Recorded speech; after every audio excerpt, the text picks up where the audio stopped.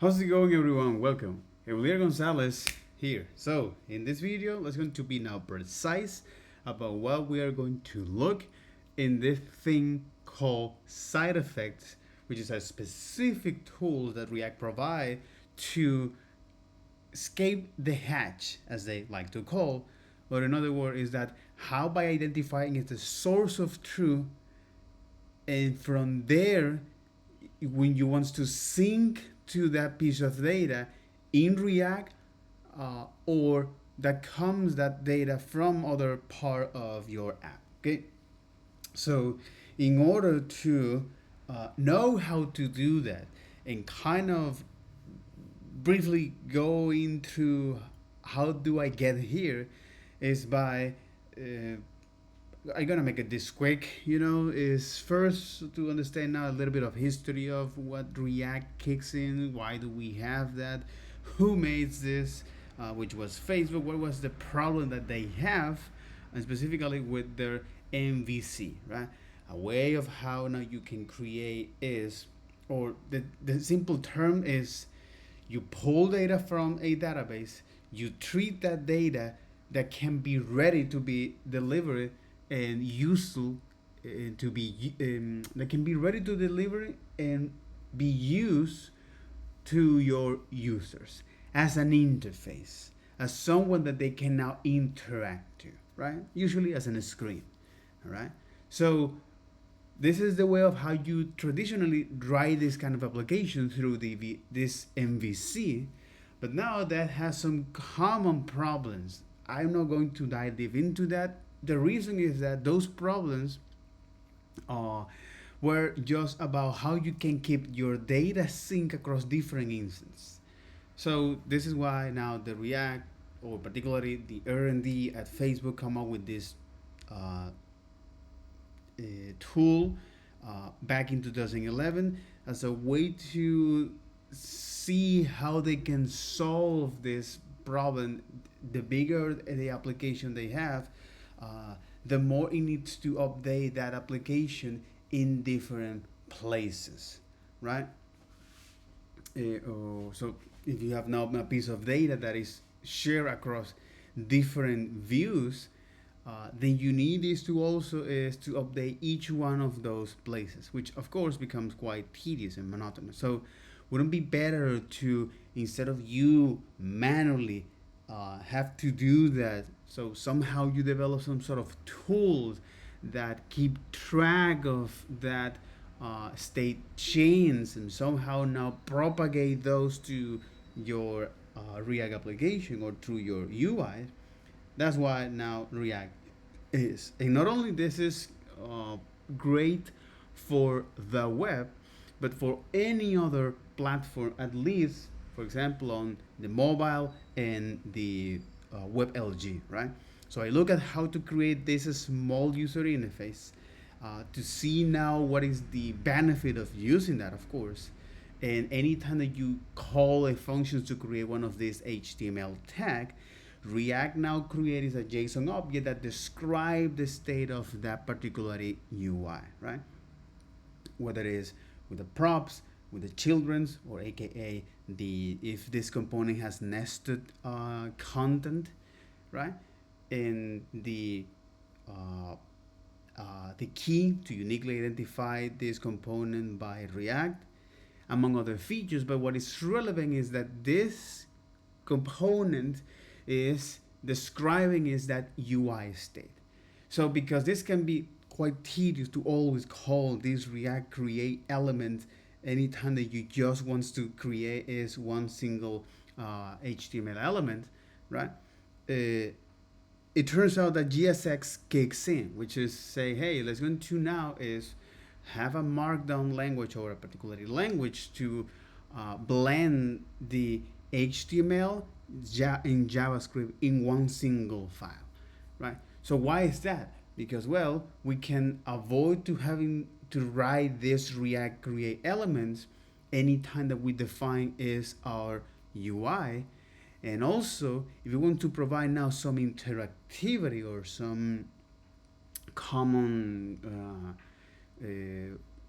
UI use cases like rendering a list of elements or conditionally rendering elements, we can easily use is JavaScript.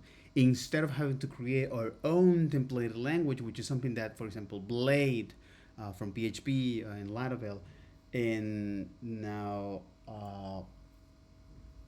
Liquid from Ruby and Rails on Shopify, so that they have to do, right? So that's quite convenient, that's quite compelling in that regard, right?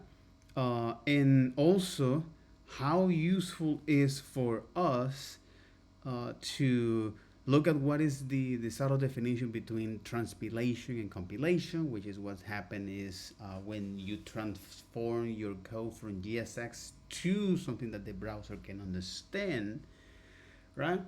And well, how you can now rendering a list of elements using is the JavaScript built-in functions. There is a reason why now the entire ecosystem, also made by the TC39, has moved forward to include is or to make it easy to work with arrays and basic data structures. So key data structure like map or sets, of course on objects, and collections of elements, right? As well as to rendering is elements conditionally, okay? So whether it's using is the if statements or the and expressions or the ternary expressions, and also how you can now add some CSS to your React components, okay? This is made by some model bundlers, so for example like Webpack, right?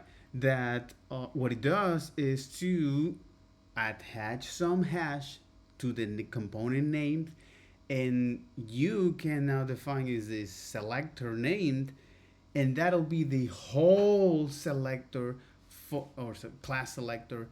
So now the Webpack, this model bundler, is creating this uniquely identifier that is specific per components.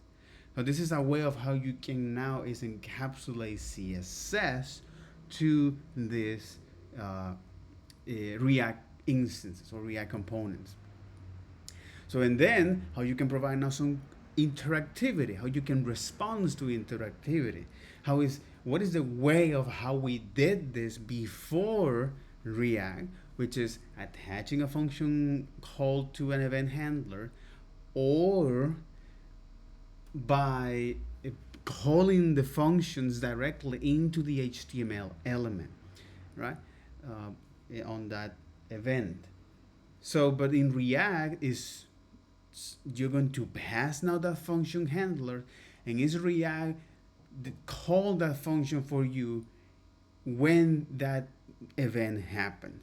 So because of this, and the way how now you can, for example, is adding some basic interactivity like response to an input, or so for example to show something, to show a counter here.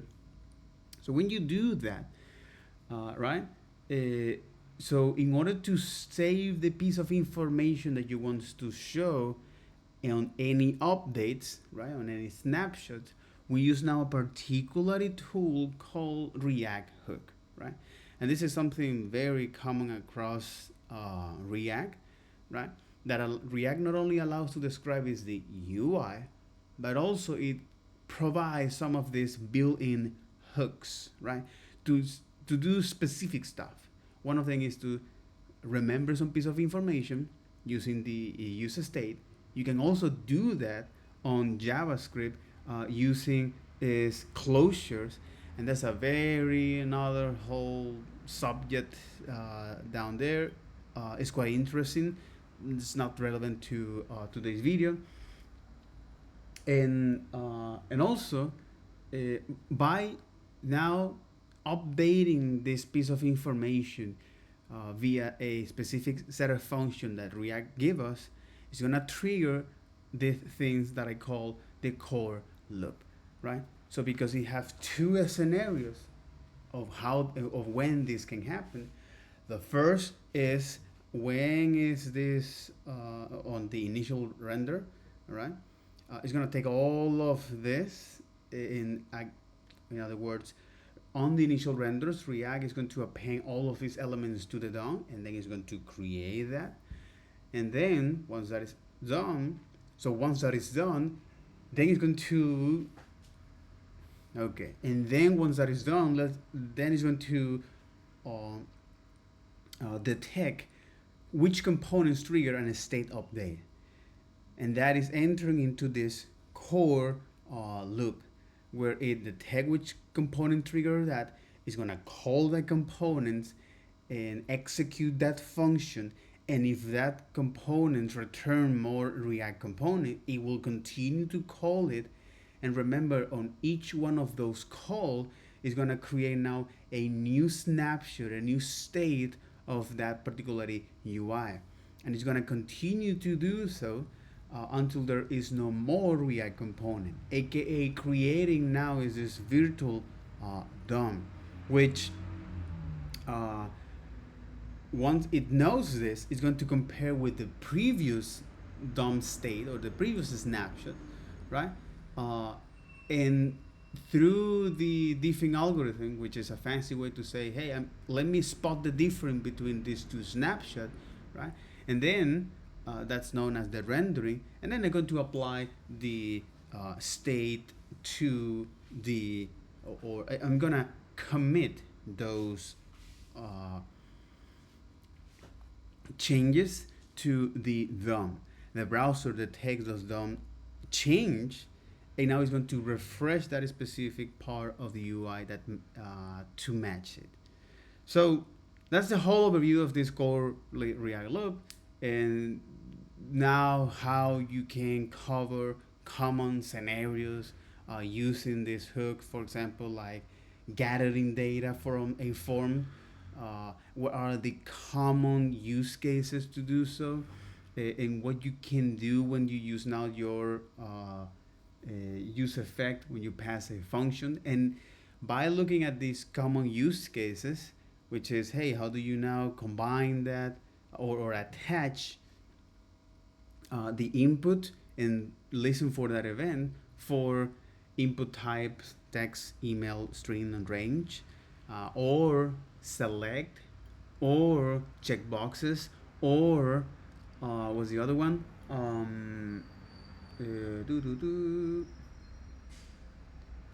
Holy moly. Checkboxes and radio buttons. All right. So this is great, right? This is great because after I look at how to do so, right, and the specific patterns on how you can write now labels and input to actually kind of improve the user accessibility, then is to look at how you can now store is more complex states, which is objects in this case.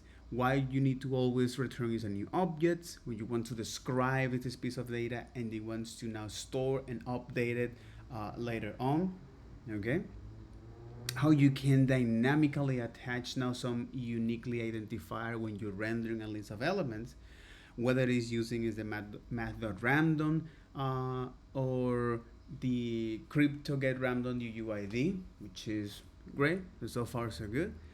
And how you can now based on that piece of information that we have talked about, all right, using now this particular hook use state, it will matter where you put it, right? Not only because it will, if there is a not state update, it will trigger that from that point downwards. And also that you are going to define where this piece of data will live into your entire React application, into your entire tree data structure, right? So, and speaking of that, right, as you might guess or ask, if I need a piece of information that is globally So do I need to put it at the root of your application? Yes, that's great. But as you started to now developing is applications, whether it's on client side or like landing pages or blog posts, they don't actually rely too much on this global state application. If you use or you create now some heavy intense apps, right? Uh, yeah. For example, some animations or game where there is a lot of things that's going on and you want to keep track of them. So yes, use now a global state makes sense. That's where we have now Redux, for example. All right. And the other is we now this piece of information now doesn't live globally in our application, but now live is on other computer. It live in another place, in a server or a database, right? And now there's a couple of things here. It's like, how do you make sure that you get the right data at the right time? How you make sure that that data that you fetch, you revalidate somehow so you don't get stale data, okay? And how you can catch those response so you avoid hammering the API, and how you can make some predictions about how that request will be resolved, okay, making some optimistic UIs updates, right? And then how you now split that chunk of data that is relevant to the user, right? If this is known as pagination, right? Similar like a book, right?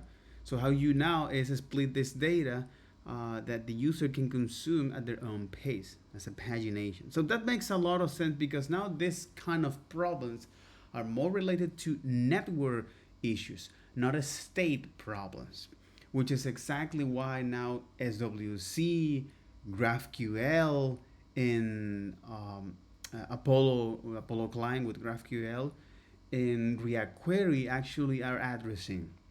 And this is huge for a lot of these SaaS and back office applications, right? Where the state, where that piece of information now doesn't live on the client globally, it now live on somebody else's computer, right? And that's the revelation for me, right? So now that I understand this kind of problems here with React and with where we're going to store our information and how much of information we want to store, we want to keep track of. Now, I look at a dish. I look well also the some input cheat sheets. All right. To actually understand how to cover the most common use case for do this data binding with your input, okay? So now here finally on the module 3 is to say, all right, so now that we know how to create our UI components and how to provide interactivity to this, how we can remember some piece of information and show them to the user whenever we see fit or when we respond to some user events, okay? It is also useful to know that sometimes we just want is to run some non UI logic, okay? And because the only application or the only tool that we have are components, and following is or looking at how we set up a common React project is by looking at the index, where this is when you put all of your CSS and among other JavaScript libraries that are relevant to the for example some analytics and some stuff like that. All right. And then you have now the app home base or the powerhouse of your application, which is the app.js. Here's where you define things like providers and context. Again, components, specific components, React components that allow us to now is define what is the piece of information we want to provide, make it available across our application, and from where we want to make that available, right? Again, something we're gonna see that later on, but because we have components, and this is when you look now on some project that they hold now several of these components here and there, and that is we are now like using a hammer for everything here, right? uh, it turns out that this solution of using now components for everything might works, but the React team decides to go with something that is more relevant, and that is the hooks.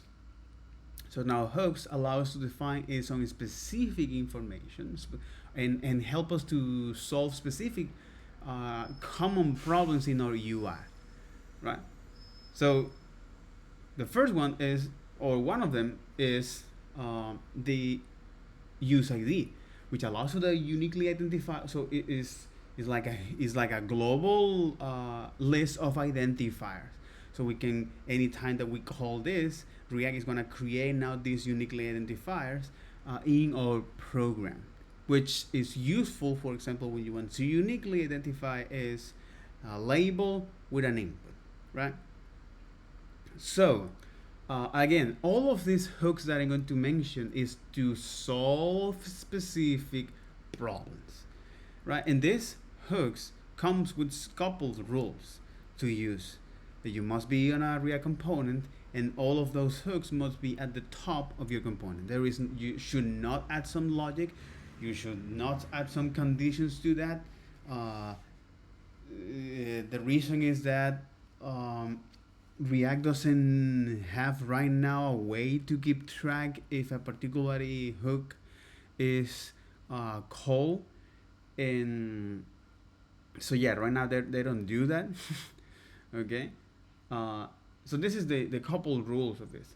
Another hook is a useRef, which allows us is to store is any piece of data value, JavaScript value, number, boolean, string, big int, symbol, undefined or null. But this is most of the time used for the so holding some DOM elements. Why do we even need to do so?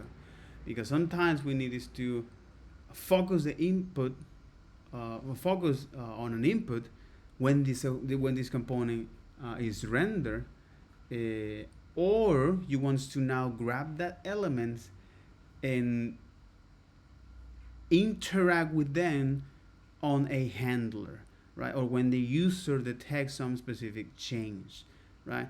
So for example, video and audio. So far so good, right?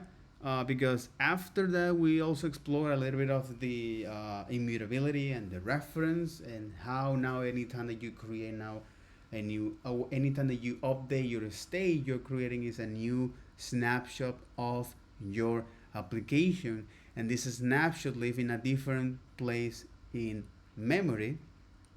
All right. So why this is relevant?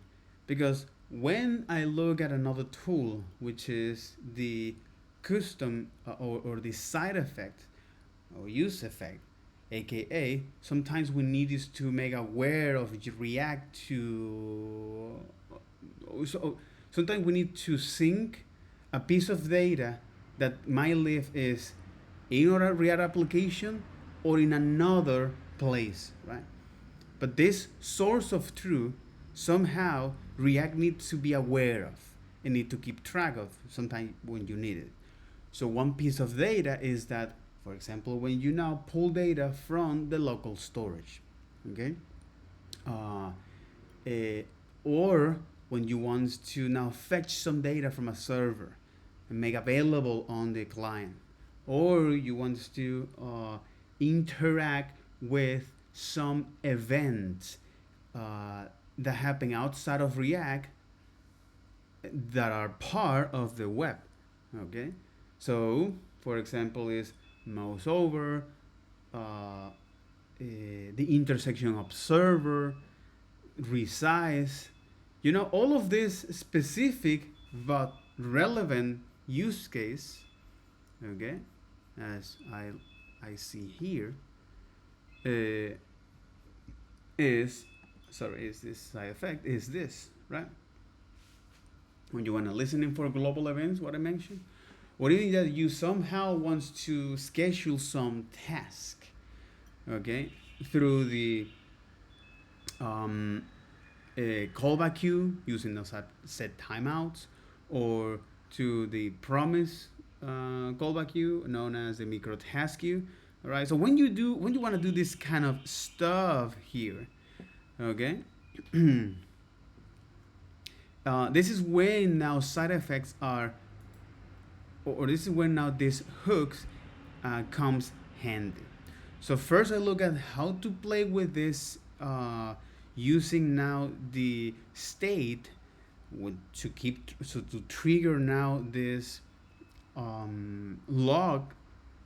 So in other words, I look at a basic example by attaching now, or by triggering is this specific function, which is the anatomy of this React the use effect.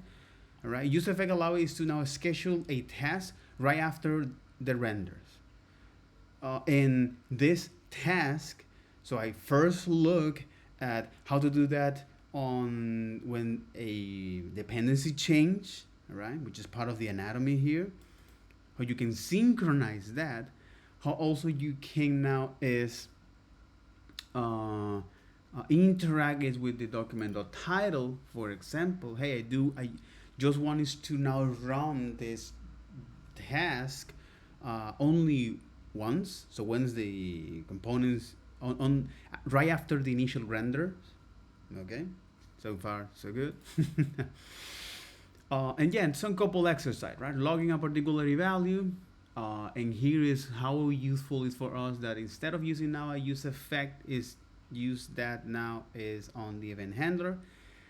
The sole purpose of this exercise is just to see that you can do that, and any time that you want to keep track of some piece of information to run this task right after the right when you want to run this task after the renders, after the rendering, or after rendering, exactly.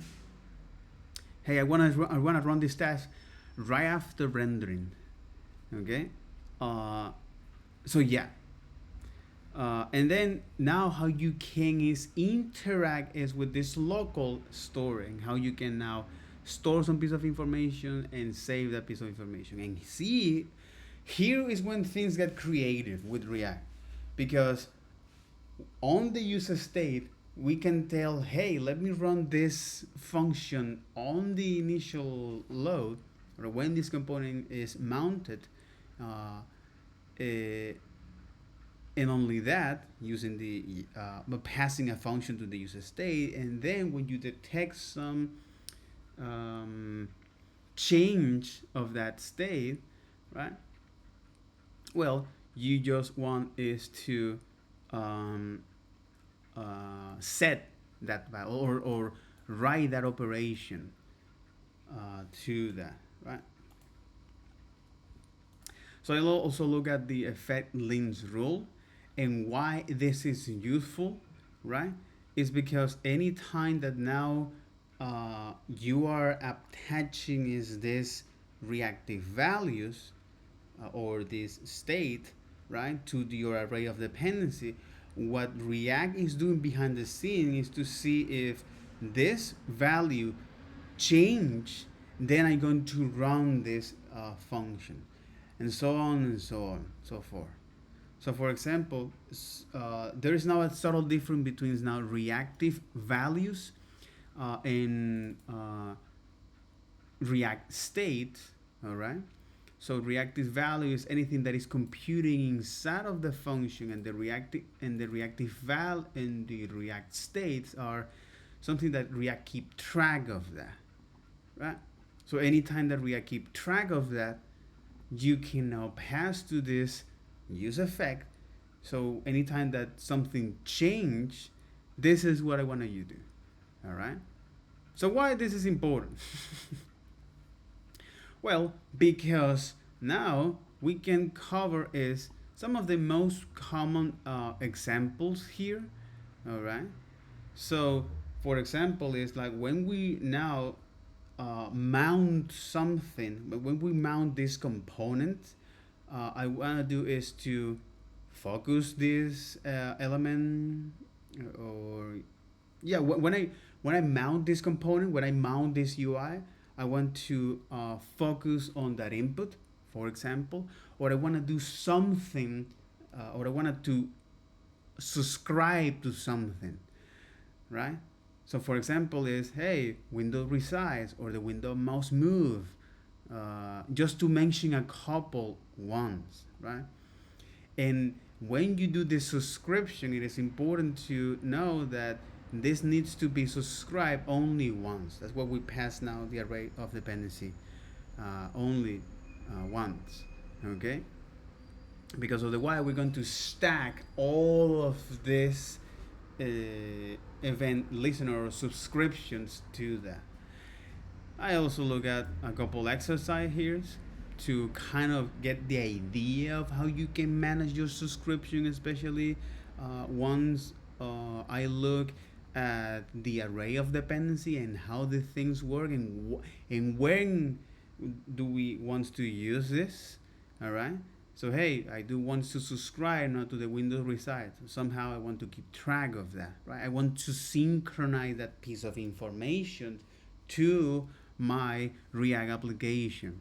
That makes a lot of sense. That makes a ton of sense, by the way. But a ton of sense. A ton of sense. Another is that, hey, I do want to also synchronize with another system or another API, which is the interception observer. Okay, is that, hey, by creating now these objects, and when this element is intersected, I do want is to set my state and to show something here, right? That makes a ton of sense.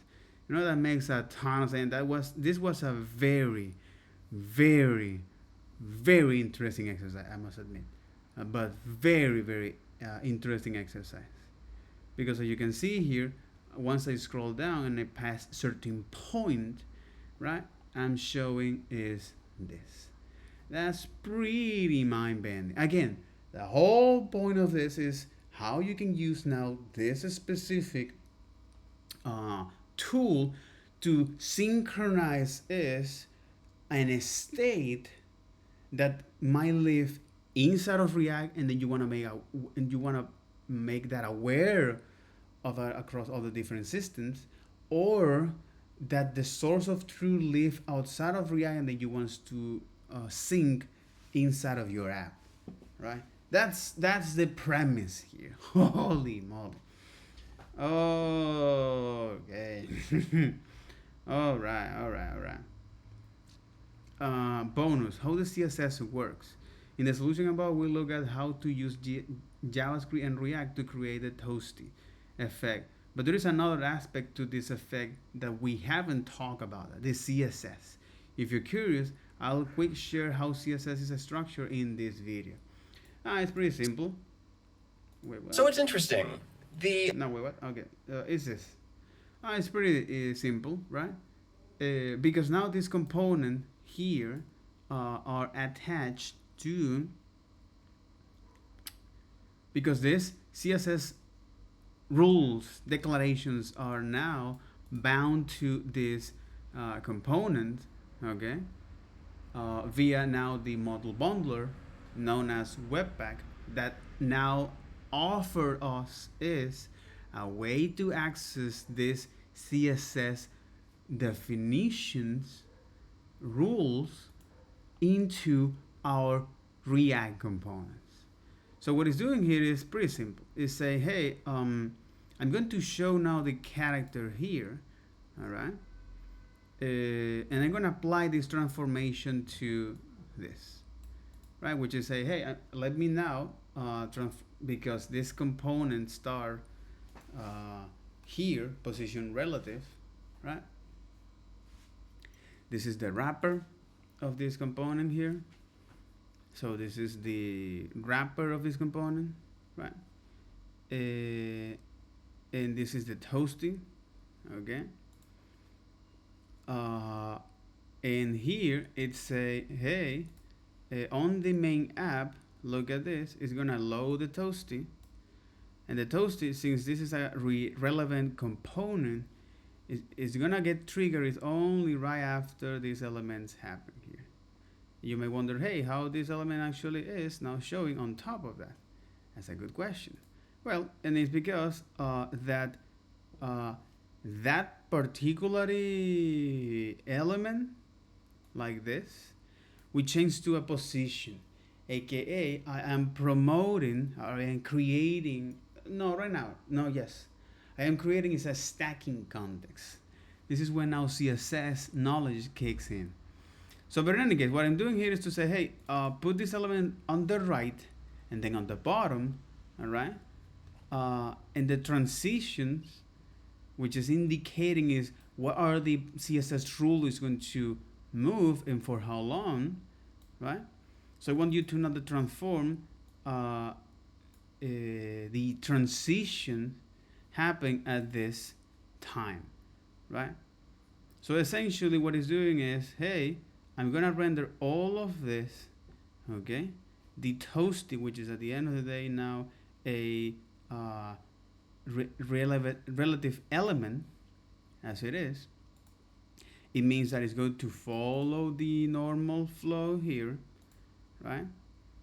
But when you reach here, since this is now a relative element, and inside of this we have this div that is used for rendering is these two flags. Now, this div, which we transform that into a position absolute, is going to look at the closest. So it is location. It is default location. It'll be based on because, for example, if you do something like this, right, you're gonna put these elements, and they're gonna behave now as a relative element, which is working like the normal flow. But when you set additional, when you set the position properties, right, it's going to now is look at the closest container, or look at the closest positioning relative positioning elements, which is this, and that'll be the default placement. So what we're doing is to say, hey, let me modify this and here. So I want you to put now is on the right and at the bottom, okay? And now I'm going to show this element initially as 100%, which means I'm translating these elements here to the right, to the entire width, to the right, and then once these elements reach here, it's going to now move to the 0 position, which is here, right? It's gonna move that element there. That's exactly what the thing is doing. And this might sounds like a little bit of wizardy, but it is pretty straightforward, you know. It is pretty straightforward.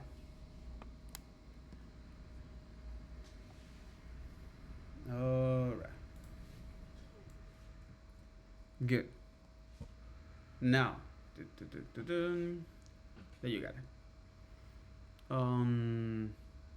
So we've talked about all the business logic in terms of like how does the state work, how does intersection observer work, all the React stuff, but we haven't actually seen what powers this effect. Like how do we take this Boolean value and transform it into a sliding ghost? In this video, which is an optional extra intended for people who are particularly curious about this effect and want to follow me down the rabbit hole, I'm going to share the CSS and the DOM structure that makes it possible. And the first thing to understand is that I have two DOM nodes that both serve completely different purposes. The wrapper node is here for tracking. It's the one that I am observing that will tell me whether or not it's time to trigger the effect. The character node is the one that does the sliding, and it's important that they're different because if the same element was doing the sliding and the tracking, well, it's slid out of view by default. And so I could scroll up and down all I want, and I would never trigger the intersection observer because the element never intersects with the viewport. So it's important to have some element that is stationary, that doesn't move, and then I can use the tracking on that element to control the movement of this one. In terms of styles, if we go to the style sheet, we see our wrapper has position relative, I'll talk about that in a sec, and pointer events none. The pointer events is there because I want to be able to select the text that is near the toasty character. Like, we can imagine there's probably a box that's like this size that wraps around the element, and if I want to select Finibus or Cicero, I'd wind up clicking the ghost, and that wouldn't be any fun. So I'm telling the browser to ignore this element as far as pointer events are concerned. And then I have the character inside, which is absolutely positioned. And when you absolutely position something, you take it out of flow, meaning that it is not used in layout calculations. What this means is that the wrapper essentially has no children as far as the layout calculations are concerned. And we can see this if I add a border where it's not really a box at all, it's more like a line, because the top border and the bottom border are touching because there is 0 pixels of distance between them. If I remove the position absolute, we see what would normally happen, which is the ghost being inside the wrapper would extend this box upwards, and this would essentially add this big gap inside our layout, which isn't what we want, right? This toasty effect should not affect the underlying layout at all. And so I have this relative element that is sitting inside the flow, but without its border, it doesn't really affect the layout at all because it is 0 pixels in height. Nevertheless, though, like if we keep this border around, that's the element that we see is being used in these calculations. Now the character is absolutely positioned, and it's being anchored to its parent wrapper. That's why position relative is here. And I've said it should be 0 pixels from the right and 0 pixels from the bottom, meaning that the rectangle is sort of like this, where it's inside the box, anchored to the bottom right corner of the box, and sitting something like this. Now, if we look at the component, we see we have this inline style, and I'm setting transform translate x to one of these. What would you expect would happen? With most things, I assume the percentages are calculated based on the parent, right? Based on how much space is available. And so I would say, okay, I have a container which is 460 pixels wide, and so I want to translate it to the left by half of that, by 230 pixels. But that's not how percentages work when it comes to the transform property. With the transform property, the percentages refer to the element's own size. And so if I set this back to 0%, let's assume that this element is 260 pixels wide. If I translate it by 50%, it'll translate by half of its own size. And if we keep our eye on the line in the middle of the ghost's tongue, we see that that indeed is what happens. It moves it by half of its own width. If I set it to 100%, it means it moves by 100% of its own width. Change this font size to make the ghost bigger or smaller, and either way, it's going to be slid halfway out of view because I've set the translate x to 50%. In my solution, though, I'm not using a hard-coded percentage like this. I'm using this variable, which is either set to 0%. Instead, I'm relying on this translate to slide it out of view. So that's the essential structure, either in quickly, that goes deep into this. Exactly. Exactly. This is a good moment for making some for selling up, right? But for stuff that actually are very relevant if you're going to dedicate your time to be a software developer, a web developer here, right? All right. So here we are now with the cleanup. So we've been learning how to run these long-running processes, these subscriptions, like listening for events or observing intersections with the useEffect hook, but all of the solutions we've seen so far are incomplete. And we've been focusing on sort of the fundamentals of how it works. We've been keeping this other piece on the back burner, but I think it's time, it's starting to overflow, so we should pull it to the front and figure out how to completely solve this problem in a production-friendly way. And to help me explain, we're going to talk once more about our mouse tracking example, and I've taken all the code that we saw from the previous lesson. It is unchanged. We see the mouse position is updating as I move the cursor, but I do have this shiny new button. And when I click on the button, we stop tracking the user's mouse position, or at least it appears like we stop tracking the user's mouse position. The way this is implemented is in app.js, I have a new state variable, isTrackingMouse. It starts life as true, but when I click on the button, I flip it between true and false. And then I use that state variable to conditionally render our mouse tracker component. Now, we talked in the previous module about component instances and how when a component is mounted, we create the instance. The instance is where this state actually lives. So this mouse position state variable is attached to this instance, and we mount the component, right? We create the paragraph, we hand it to React. React puts that paragraph in the DOM. When we unmount the component, because this variable flips to false and we no longer see this element, the opposite of all that happens. Like, we delete the component instance, we no longer have a mouse position state variable, we no longer have the paragraph, right? React will clean up any DOM associated with that instance. And it's the most intuitive thing in the world to assume that the same thing applies for effects. Like, it seems like if I unmount the Well.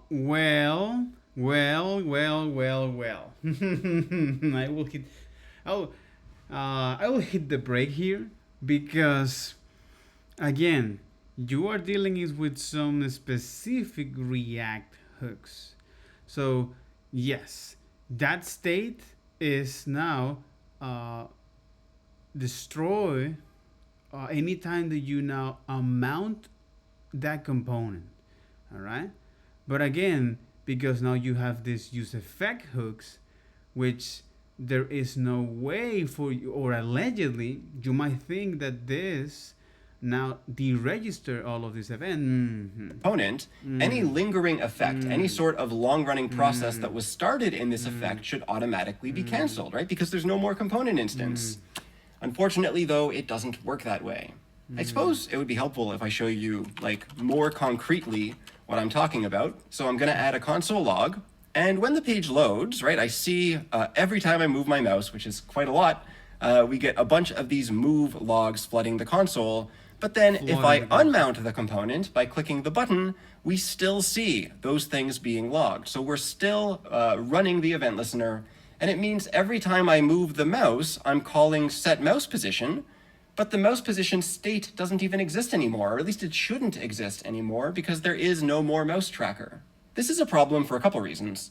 One, and it's sort of similar to what we talked about with the dependency array, every time I mount and unmount and remount this component, I'm stacking more event listeners, right? Because they're never being cleaned up. So I add one when it mounts, but I never remove them, and so we're stacking them up, which consumes more memory and is obviously bad. But it's even a little bit worse than that. Because I'm continuing to reference the setMousePosition function, which is attached to that component instance, it means the JavaScript garbage collector is not able to destroy that instance. You know, we say, like, when we unmount the component, we delete the instance. We don't actually use the delete operator or anything like that. We remove references to it, so it's kind of floating on its own in space, and we trust the garbage collector to come along and sweep it up. But the garbage collector can't do that if there are live references to it. And by having this setMousePosition function in a long-lived way, in a way that extends past the lifetime of the component, it means that component instance can't be cleaned up. And so every time I do this, I'm creating new component instances that can never be destroyed. This means that our application will consume more and more and more memory. And it might not seem like a big deal, but I think it's helpful to remember that a lot of people, like, never refresh the page. Like, they might have a single browser tab going for weeks or months, and the longer they have that tab going, the more memory it's going to consume and the more problems they're going to run into. Course. The reason this stuff doesn't automatically get cleaned up when the component unmounts has to do with the fact that this is not part of React. This is part of vanilla JavaScript, right? Window.addEventListener is part of the DOM. And actually, when we call an effect like this, React doesn't have any idea what's actually inside that effect. The only thing React knows is that I've given it a function. I've said, like, hey, React, I have this effect. I would like you to run this effect when the component mounts. And then I also specify when the effect should rerun through the dependency array. So I'm giving React a chunk of code and controlling when it runs. But React has no idea what's actually going on inside this effect. It has no idea that we're starting an event listener that will need to be stopped at some point. And similarly, the JavaScript process, which actually runs the event listener and invokes our callback, It doesn't know that it's doing this as part of a component instance, that it should be contingent on this instance and it should stop doing it when the component is unmounted. It doesn't understand anything about how React works. And so we have these two independent systems that are each going about their life doing their own thing, and it's up to us to make sure that they are synchronized so that when the component unmounts, we remove the ongoing event listener. Now, if this was vanilla JavaScript, right, we know how to do this. I can say remove event listener. There's this nice symmetry between adding and removing, but I don't want to run it now. Like if I do that, then we're not going to track the mouse at all, because immediately after adding the event listener, like a microsecond later, we remove it. Remove that. This is really meant to be more like my cleanup code that I want to run right before the component unmounts. Well, the useEffect hook gives us a tool for this, right? This is why the useEffect hook is so good for managing side effects. It comes with these tools we can use to cover different situations. And the way it works is I'm going to return a function. Then I'm going to move my remove event listener so that it happens within this function. And now this is our cleanup function, which is distinct from the effect logic, which we can see up here. Because I'm returning this as a function, React now has two different sets of things it can do at different times. So when the component mounts, it's going to run this code. We're going to return a function, and React is going to hang on to this function, and it's going to invoke it at the appropriate time, which in this case is right before the component unmounts. And so we can see now, right, as I'm moving the mouse, I'm seeing the move logs being fired, but then the moment I click on this button, we no longer see them being fired anymore, because React invoked this function right before the component was unmounted, which removed the ongoing event listener.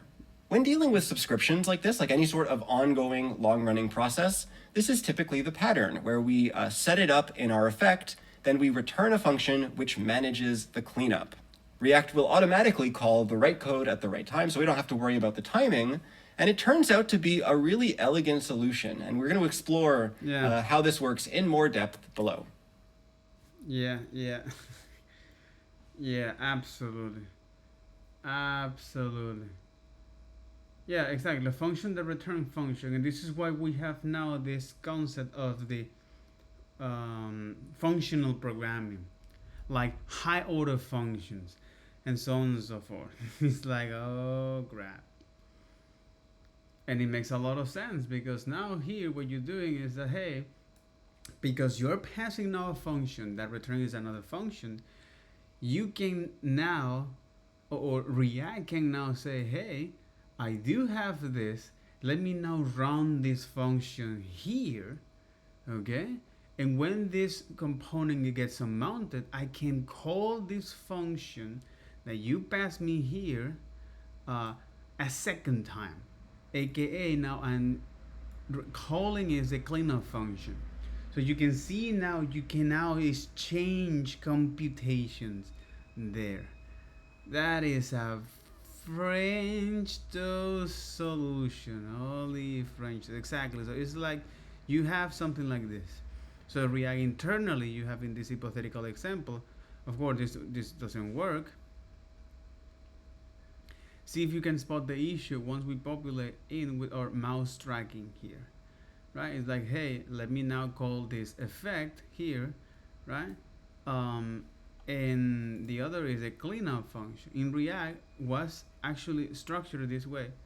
If React was actually structured this way and we run this code as it is, we have get an error, because hey, we are defining a handle mouse function, but it's a scope to the effect function. So our cleanup function doesn't have access to this.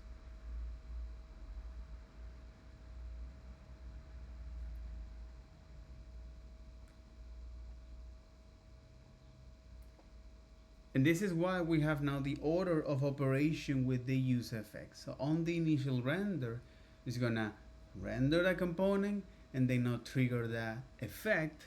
So whenever a re-render happens, it's going to now render the component and commit those changes, and right after that is going to now clean up. Okay, and then now it's going to clean up the function call and then run the effect. Oh, that's interesting. And when our component is mounted, it's going to call the cleanup function. View of a snapshot and cleanup here. Cleanup functions aren't always provide effect once a view of a snapshot and cleanup. Exactly on the initial render is going to trigger that. If the component re-render is going to run the cleanup function and then the effect. If a component re-render is going to call the cleanup function for that snapshot and then run the effect, okay, with this new snapshot, and that's gonna do until it now remove the element. And then you get this one. Cleanup functions are always provided.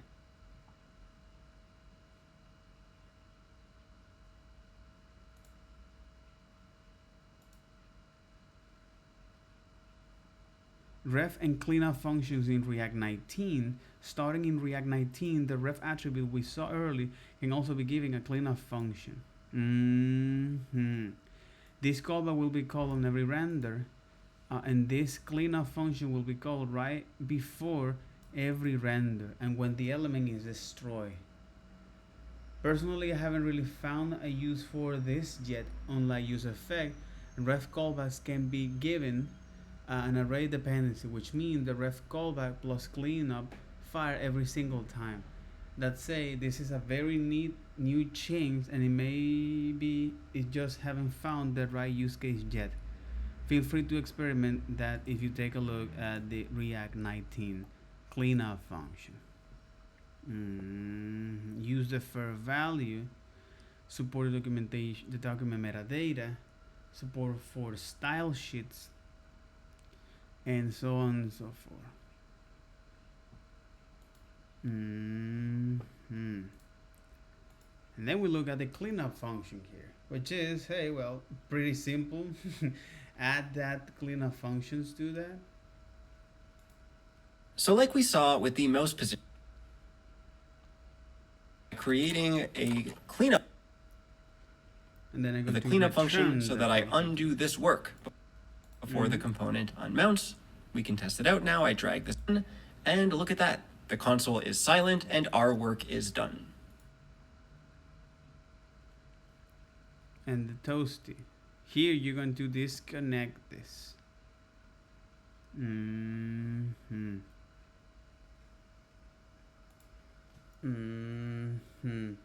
So now on the cleanup function, which is, hey, let me now call this cleanup function.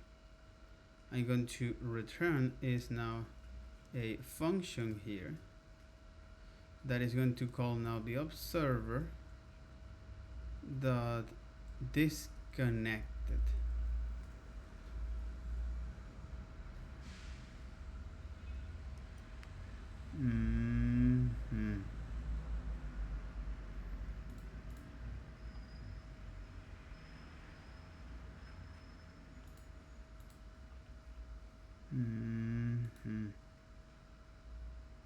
Is that the callback doesn't fire.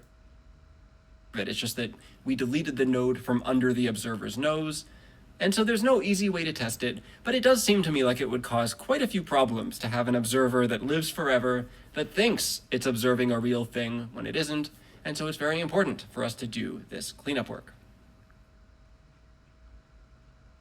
And the other is the digital clock.